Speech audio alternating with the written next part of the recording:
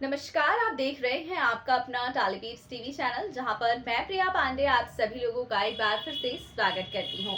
चलिए बात कर ली जाए कलर्स टीवी के the most popular show Parineeti की। दोस्तों, सीरियल परिणीति के आगे आने वाले ट्रैक में आप सभी लोगों को देखने को मिलने वाला है कि किस तरह से अब हमारी प्यारी नीति के जो लक्षण हैं वो देखने में लग रहे हैं कि उसका भांडा फूटने वाला है। और यदि नीति का भांडा फूटता है तो साथ में बेबे और गुरविंदर का भी भांडा फूटेगा।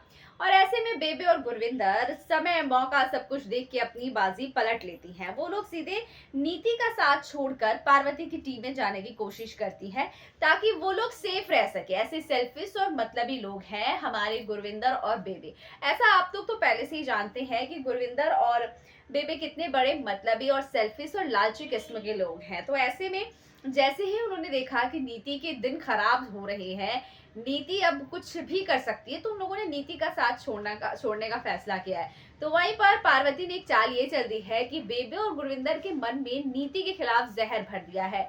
उन दोनों को नीति के खिलाफ कर दिया है कि वक्त आने पर नीति खुद को बचाने के लिए आप दोनों को बलि का बकरा बना सकती है।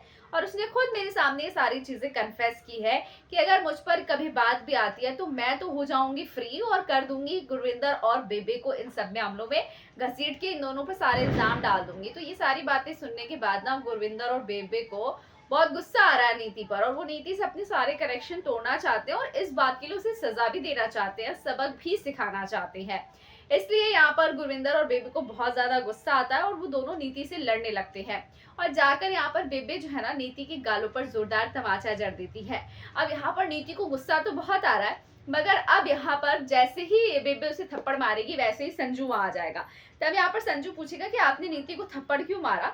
तो देखना दिलचस्प होगा कि इस बात को कैसे कवर अप किया जाएगा संजू के सामने, और कैसे इस थप्पड़ को एक कैजुअल वे में बताया जाएगा। लेकिन नीति इस थप्पड़ का बदला जरूर लेगी बेबे और गुरविंदर से, मगर कैसे, देखेंगे आगे आने वाले ट्रैक में।